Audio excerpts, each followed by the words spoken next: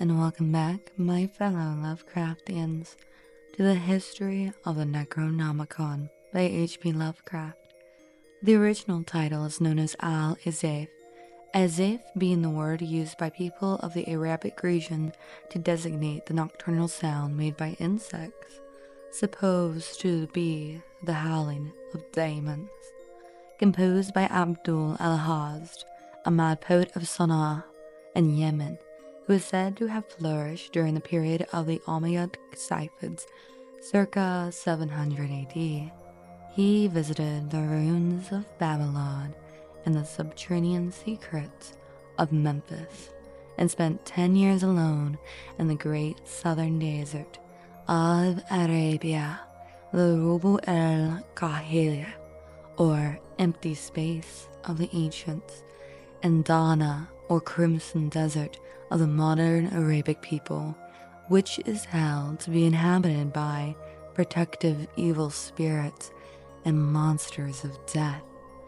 Of this desert, many strange and unbelievable marvels are told by those who pretend to have penetrated it. In his last years, Alhazred dwelt in Damascus, where the Necronomicon, Azif, was written, and his final death or disappearance in 738 AD, many terrible and conflicting things are told. He is said by Ebn Khallikan, 12th century biographer, to have been seized by an invisible monster in broad daylight and devoured horribly before a large number of frightened, frozen witnesses. Of his madness, many things are told. In AD 950, the Azif, which had gained a considerable, though surreptitious circulation among the philosophers of the age, was secretly translated into Greek by Theodorus Philtides of Constantinople under the title Necronomicon. For a century, it has implied certain experiments to terrible attempts when it was suppressed and burnt by the patriarch Michael, and this is only heard of furtively. But 1228, alias Wormius, made a Latin translation later in the Middle Ages, and the Latin text was printed twice, once in the 15th century in black letter, evidently in Germany, and once in the 17th, Proverbs Spanish, both editions being without identifying marks, and located as to time and place by eternal hieroglyphical evidence only.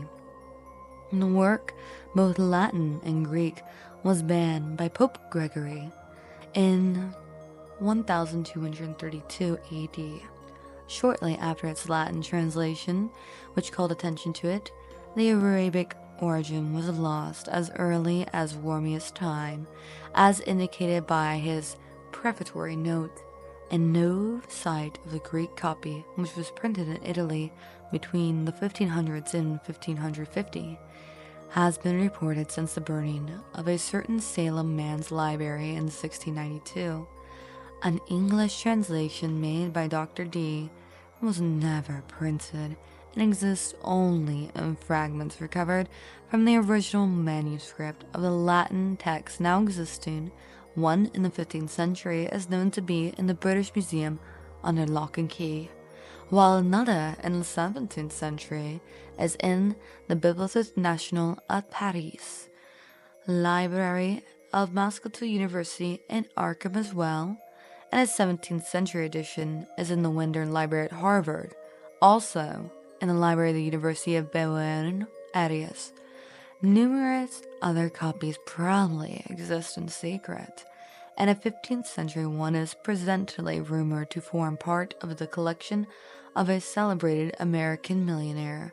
A still vaguer rumor credits the preservation of a 16th century Greek text in the Salem family of Pickman, but if it was so preserved, it vanished with the artist R.U. Pickman.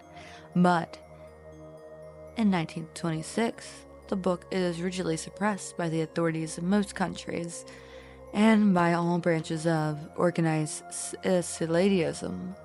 Reading leads to terrible consequences.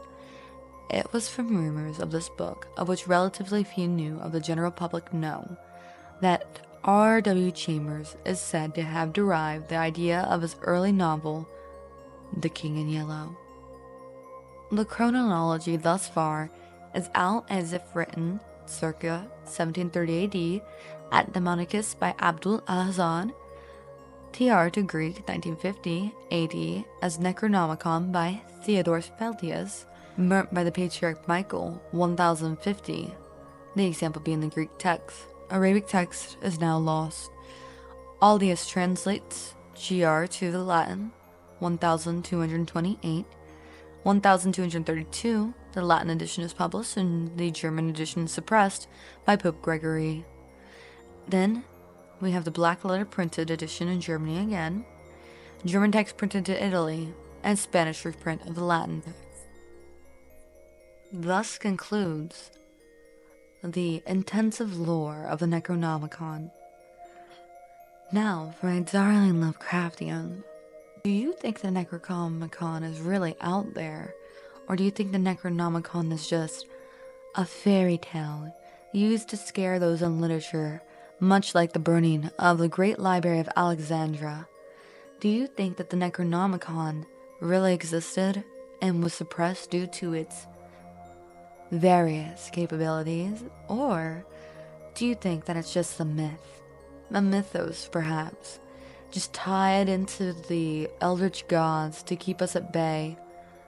Or do you believe that it really did inspire the King in Yellow?